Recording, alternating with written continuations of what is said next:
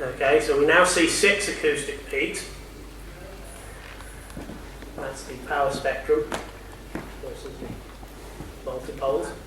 And another feature we see with this, possibly, is a certain amount of suppression in the low monopoles, although as you can see also the error bars are quite big there, so we're not necessarily completely sure that that effect is there. A power spectrum of this sort is consistent with most inflationary theories, and moreover, from, we believe, having seen a Higgs, which is a fundamental scalar quantum field, nature does not abhor such scalars. There's more of a chance that there actually is an influence on the field as a result of that, rather than some fundamental no-go theorem that forbids such things. Okay, so that gives a certain state of affairs to the observational cosmology, and they're things which will be relevant for the thing that I'm talking about. Although the thing I'm talking about involves a suppression over here that is much smaller than what is currently observed.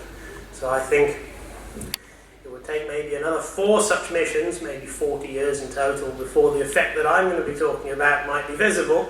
However, the effect that I'm talking about could quite possibly be the first quantum gravitational effect ever observed anywhere in physics. As a small advert to make up for that, I also know about these things over here if anybody wants to ask me about those in the coffee break or after the meeting today or tomorrow morning. Okay, let's get on with the talk then.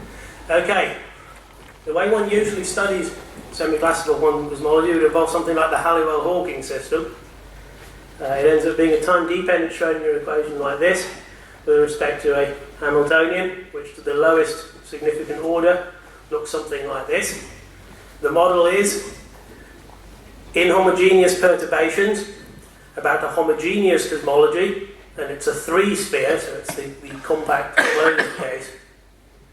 And then one expands the perturbations in terms of the various sorts of 3-sphere harmonics. That's what the Q, the P, the S and the G here are. And it's a model that includes a scalar field worth of matter.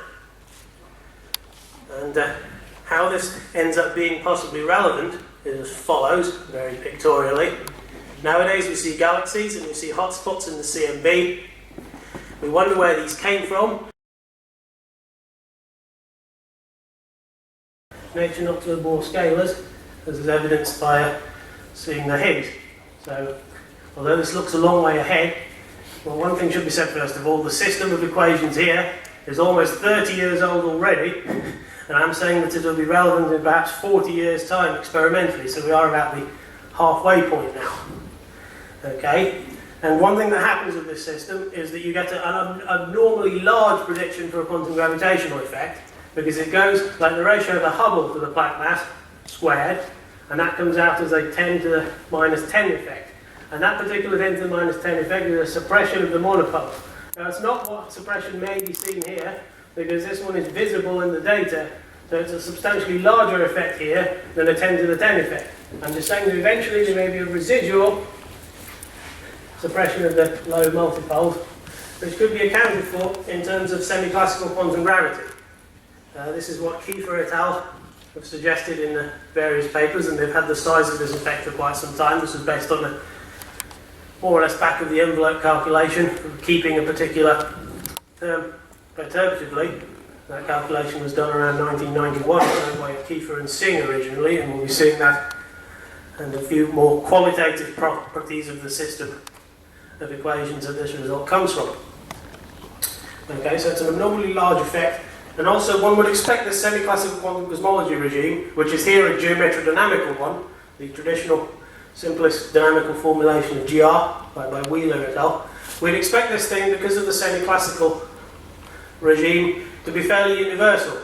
So it ought to be the same if one was doing loop quantum gravity or non-commutative spacetimes or stringy phenomenology. All of these ought to have something like the Halliwell-Hawking system, and they ought to be all pretty similar. Although it should be said that some of these other quantum gravity theories also predict suppressions, and even in some cases enhancements at low multipoles due to different effects. So there'd be a whole pile of effects here. But my guess is that these would be the largest ones, the most dominant ones, and therefore the first ones seen. Okay? The Halliwell-Hawking model is not in some ways ideal for doing cosmology. In classical cosmology, we now do it with second order perturbations.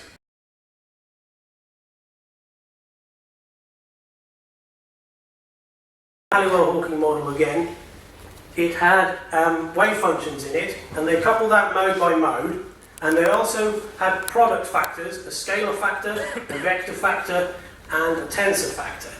That is much like what one has in Hartree-Fock, where there's individual atoms or individual electrons contributing factors. Now you might say in proper modern cosmology, at least at the classical level, there's couplings between these things, so you don't get these nice product forms.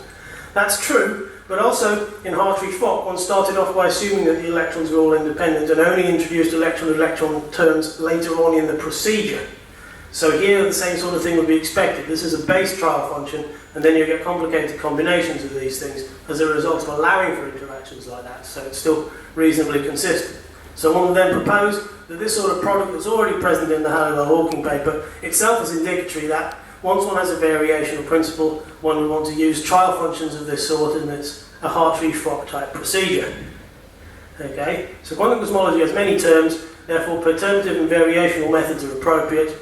This may be the first paper where variational methods have been laid out for doing this, and once one has the variational methods, then one would use those to justify Hartree-Fock, and actually to solve the Hartree-Fock system then it would be an entirely numerical thing involving coupled integral differential equations.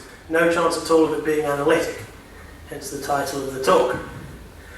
Then, at the stage of these trial wave functions like this, it's better to study Halliwell-Hawking than the simple triangle model, because the triangle model is not sophisticated enough to have a distinction between scalar, vector and tensor modes. All it could have is different factors like this that have to do with different parts of the triangle, but these obviously don't have the detailed interrelations between them that one would expect for a coupled theory of scalars, vectors and tensors. So by this stage one would need to use the whole system rather than just the toy model. So it'll take a couple of years to develop.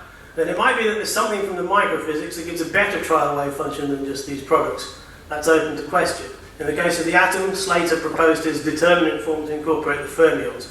In the theory of Bose-Einstein condensates, there's a special trial function more sophisticated than this too. It might be that someone smart comes up with something that has to do with the microphysics, which gives you a better set of trial wave functions. That remains open. And then finally, when one has one of these methods, once one's actually got the method working numerically, it's always necessary to check the convergence of it. And that could well lie outside of what's usually done in mathematical physics, because it's a very strange system. It's a Hamilton-Jacobi equation with expectation corrections coupled to a time-dependent Schrödinger equation with various corrections to that. So it's probably a sort of system that no one has ever studied before. So it's not clear whether even the sort of analysis one needs to investigate the convergence has been written out yet.